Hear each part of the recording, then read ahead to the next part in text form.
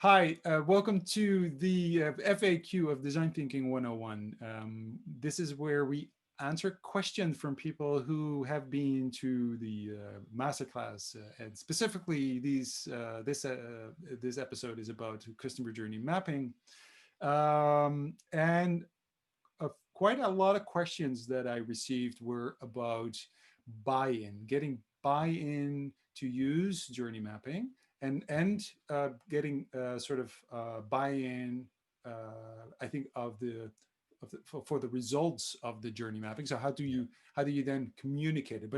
So let's start first with if you're not using journey mapping, how do you then convince your managers, your organization, that journey mapping is a useful tool, and how do you go about kind of explaining that to Yeah. your boss or to your colleagues? Yeah, so I think in general it's always difficult to present or to sell something or to market something that people have that you have no real good example. So there are a few ways to get someone from outside to explain something what they've done in their company, or I think that's always better. Do a little cover up or covert submarine project where you say, okay, we take something small and we're just going to see if we can just do this small project where there's not too much risk involved, and we map this out, we get some help from outside, or we get someone who has some experience with it, and we do this, and we show what the results are, we show what we've learned. So it's Show don't tell. I think that's just the basic rule for these kind of things. right. Show, don't tell, and say sorry later. Don't ask, but Or say sorry later. Is don't that ask. the I mean, it's because if you are in a rather traditional organization with all kinds of then it's going to be kind of a how do you say that it's a yes no discussion that you will not win. Yeah, and I think that sometimes if you make it too big, and again, Exactly. if you make it small and you can Yeah. just do it, I mean, you're not, it's like also, it's related to questions that we get a lot about, Yeah. design thinking or service Yeah. design as a whole, Yeah. saying, how do I convince my management that we're going to be, using Yeah. design thinking? Yeah. First thing that most of the experienced consultants will say is, don't talk about design thinking, don't sell it as design Exactly. thinking, No. don't talk about it. You're just going to find out something, you're going to do something, Yeah. and how, and with the methodology or the Yeah. tools, Yeah. what are you trying to do, Yeah. and how you get there. In general, that's not Yeah. so important, really. Don't make it too scary, don't make it too No. big, start small. I No. always say, if you want to implement design thinking or a design thinking methodology or tool or service design, whatever the buzzword it is you're using, Yeah. that's an iterative way of working. Don't Exactly. implement it linearly. No. So we try to implement iterative, creative methodologies in a very linear way. Yeah. That will fail. Fail. So Yeah. if you find I always say, find a soft spot somewhere where Yeah. it's safe and it's not too expensive, and there's already people really liking new ways of doing things and are curious about Yeah. it, and it's a project that it's not such a big project, No. and they're open to try something new or something different, and it's not too big, and you can then prove, again, it's like, start small, then Yeah. scale. Start small, And then scale. and get some co-conspirators or some Exactly. some Yeah. a coalition of some people who are curious about these things. Curiosity is always a great source. And I remember we did a project for Tommy Hilfiger where we said, okay, let's just take this the help desk, which is always in general, you get hired and you end up in a company, and it's usually that's a very crappy experience. So let's just change that because everybody has an experience about it. And by working on that in a small setting, they create a lot of buzz around it, and they improve something that actually a lot of people benefit from. Right. It's a small success, but it has big Yeah. impact. The sort of the other side of the coin, I think, is that if you are in an organization where people are totally not willing to change, and they're afraid for change, and there is a hierarchy in your organization that causes a culture of fear, of making mistakes.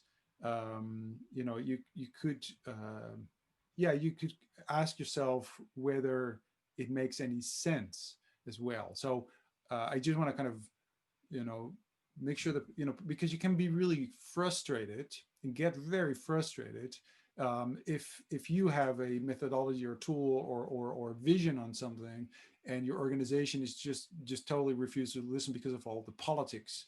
Yeah.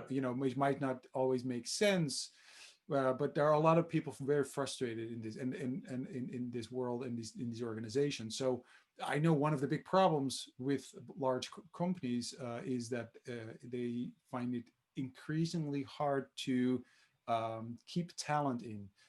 To Hmm. attract talent, first Yeah. of all, and then keep talent. Yeah. Someone told me some time ago, Yeah.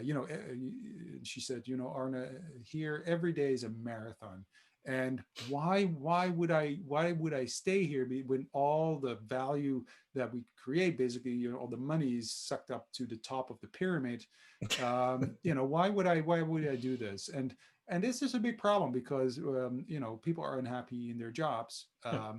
and then if you get sort of a task where you need, because you're thinking about applying things like journey mapping and these tools, Hmm. because it's part of your job to come up with maybe insights, new services, Hmm. improving things. And so then you see, so this is your task, and then you learn about new methodologies because you've used all the other ones, and apparently they didn't work to your satisfaction because you're looking for something new. Then you found something new, and then the company says no, no, no, no, because they are scared of it, or it sounds Yeah. costly, or whatever reason, and that makes no sense. Yeah. So I think it's an interesting we're in an interesting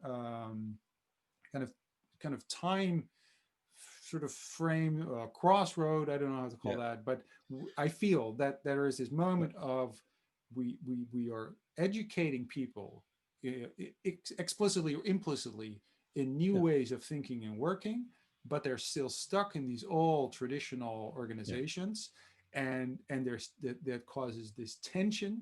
And now there's a whole lot of people who try to convince their boss, as if, I mean, and these managers, these are not stupid people, right? They're not dumb. No. So but there is this tension, and I feel it everywhere. Like there's people Yeah. who want to do things differently, and they have good reasons why, and they cannot seem to be able to convince their managers.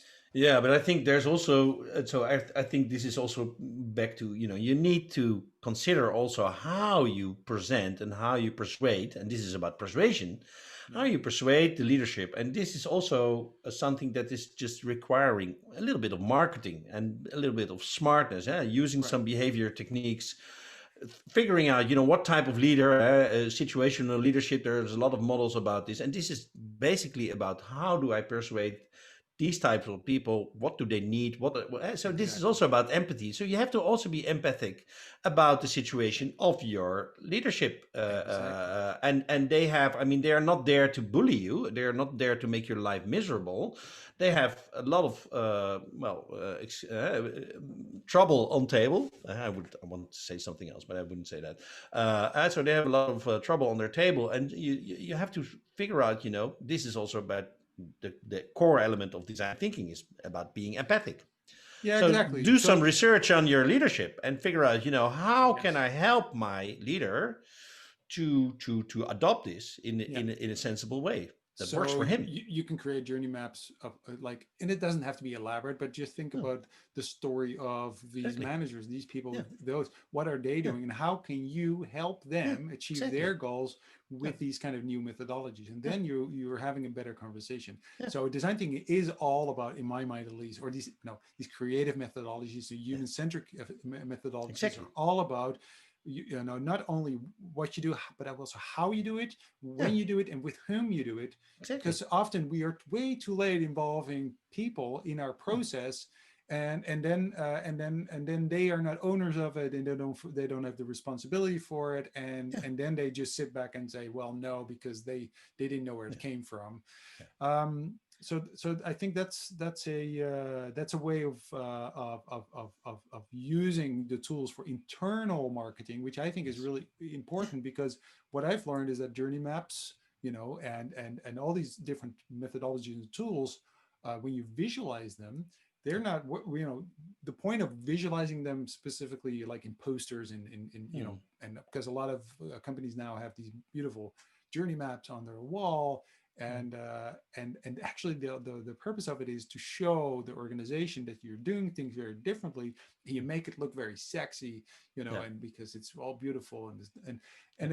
it's just emotional. It's an emotional, and it's marketing, and you want Yeah. to be part of it. I would say, don't start a project, start a movement.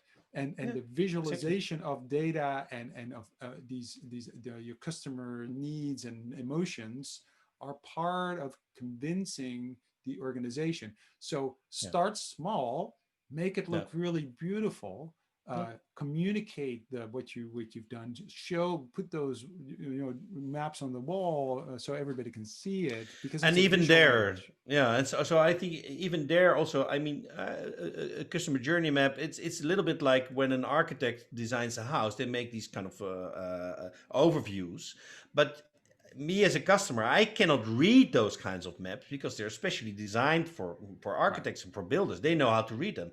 So maybe sometimes it's even more powerful, because also customer journey map can be a little bit abstract. So if you make, record some of your customers, and and record what they're doing and how they live and how they live their life, and Yeah. make that more tangible, that is maybe even more powerful. But of Exactly. course, you cannot change your organization by saying, okay, we have to do this because these are great tools. You have to convince them Yeah. with insights Well, how it where, helps. where you're letting the outside world in, and Exactly. that can be scary. Yeah. But if you make that like small and inescapable, Yeah. and beautiful. So I've done, like, I remember doing this huge workshop at Coca-Cola, and we were doing these sessions with customers.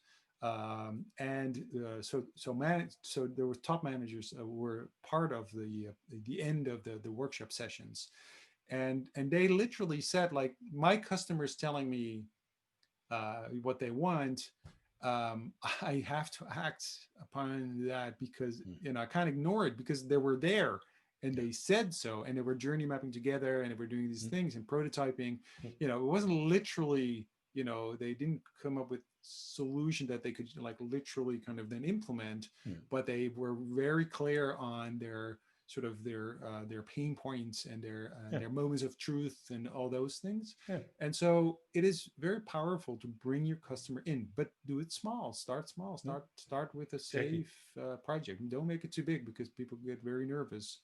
Yeah. And I think that's yeah, I think that's the way to do it. Exactly. Cool. Okay, so thank you very much. Again, if you have comments, other questions, whatever you want to share with us, down here, there's a comment section. You can kind of leave whatever you want to leave, and we'll respond to that. Cool. Right? Bye bye.